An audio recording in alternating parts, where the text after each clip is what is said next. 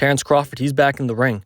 Arguably the pound-for-pound king right now. Crawford, he's back after a year off after a dismantlement of Errol Spence Jr. to become the undisputed champion at 147. Crawford, he's moving up to 154, and immediately he's taking a challenge, fighting the WBA champion Israil Madrimov. He's going for a belt immediately. Crawford, 36. There's no time for waiting for him. We don't know if he's going for undisputed necessarily at 154, but he's getting back in the ring and looking for those big fights ahead. Before we go any further, make sure to like, subscribe, and comment below. Do you think Terence Crawford's going to win this fight? And if so, who should he fight next? Back to the fight. Crawford, he's fighting a part of the Riyadh season.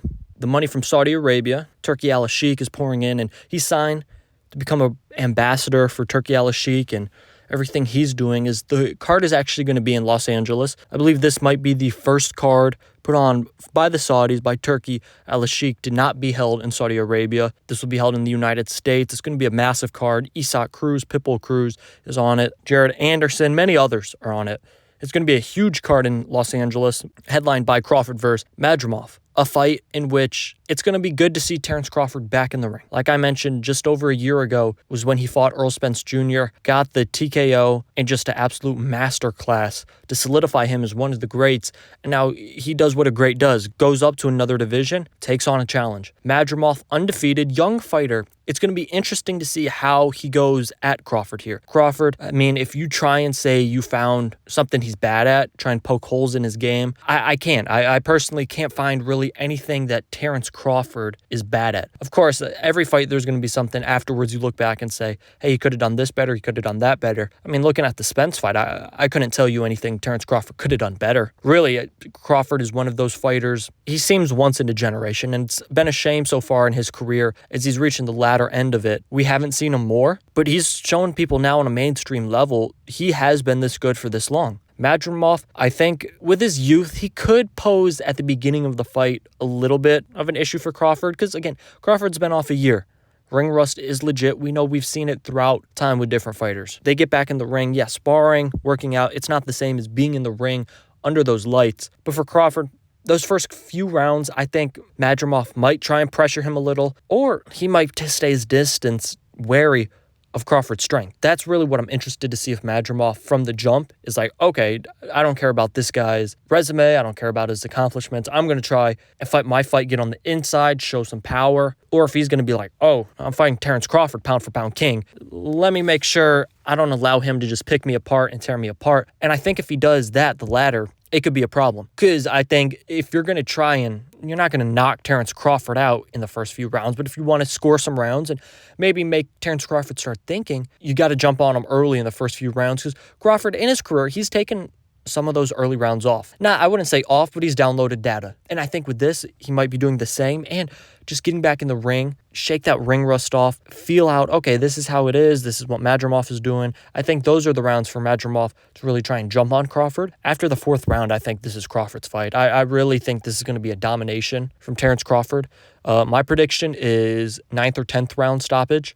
I think Crawford's too much. I think he's going to make Madrimov back up. I think Crawford will start walking him down. Madrimov is going to start letting his hands drop. I think he's going to get tired, and Crawford's just going to walk him down, hit him with all sorts of stuff. I really think, even if Madrimov does try and counter, or throw a punch, Crawford is such a good counter puncher. It's going to be hard for Madrimov. He's got to think in between shots, throw in between shots. He's got to try and keep Crawford on his toes, thinking, what's this guy going to do? What's this guy going to do?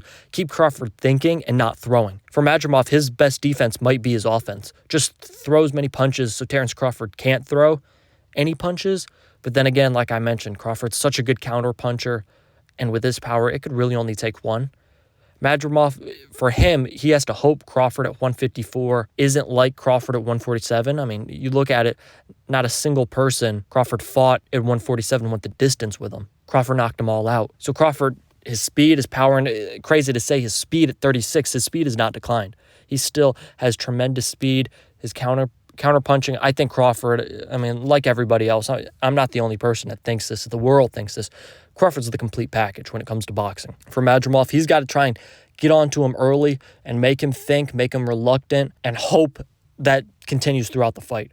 I don't think it will, but he has to hope Crawford is kind of reluctant to throw. But I think Crawford, he's one of those guys. He has pride on his side, too. He's not going to be one to, maybe I don't want to throw out. No, he's going to go out there with a bang. He's going to give you a show. I think we're going to see a show on Saturday. I'm excited. I think for Crawford, he's trying to make a statement because he wants Canelo. Turkey Al-Sheikh keeps talking. He says, I promised Crawford a big fight.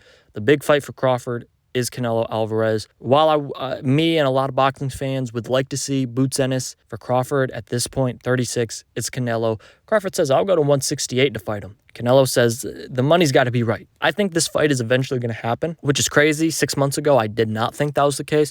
But I think this fight's going to happen now. Eventually, the money's going to get right for both sides, and it's going to happen. But we'll talk about that more after the fight. And, of course, this is if Crawford is able to get through Madrimov. But I believe, and I think a lot of other boxing fans, experts believe, he's going to be able to get through Madrimov. So Saturday, we see the pound-for-pound king back in the ring, Terence Crawford. It's always great to see. I always say this. It's always great to see the best back in the ring. While it's against someone that I'm sure a lot of people haven't heard of, especially the casual boxing fan hasn't heard of Madrimov. Hey, it's always great to see Terence Crawford back in the ring. 36, you got to admire what this guy does. He's going for the WBA strap. I'm excited to see. Make sure you tune in on Saturday. It's been the Never Drop Podcast.